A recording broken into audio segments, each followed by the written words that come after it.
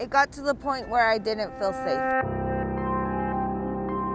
Kayla Dennis is a certified nursing assistant with 14 years experience. Until just recently, she took care of patients inside Sapphire of Tucson. I love to take care of people. While she says she loves the patients and the staff, she claims the care facility is not prioritizing the health of either group, and that lack of care is putting them all in harm's way. They would admit patients to where we were overwhelmed. Dennis says there was not enough staff to handle the workload on a given day. Sometimes I would have 10 patients, and sometimes I would have 20 patients. And that was before the coronavirus hit the rehab facility.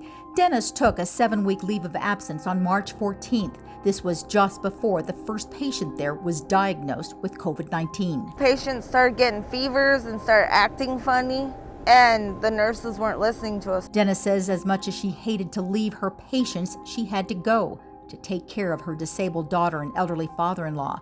When she returned in May, she says there wasn't enough PPE to go around. She said she was given one mask, one gown to wear all day, while expected to take care of non-COVID and COVID patients together. Dennis says both non-COVID and COVID patients were housed on her floor. You help them with the same gown and same mask. So it just kind of worried me that that's maybe how it spread so fast. Some patients that live inside Sapphire of Tucson right now say they are also worried.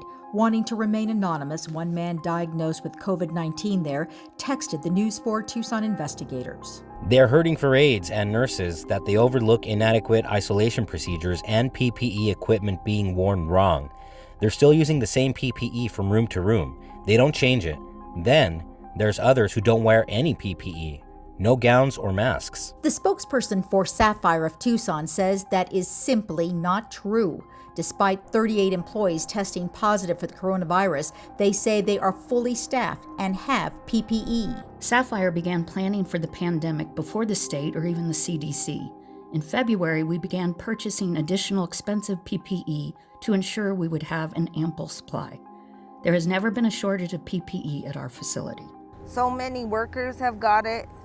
Therapists, it's just insane how it just spread like wildfire. Dennis says she couldn't work there any longer, and she quit on May 5th, the same day she returned to work. The former employee interviewed by KVOA News 4 knows nothing of the current situation at Sapphire of Tucson.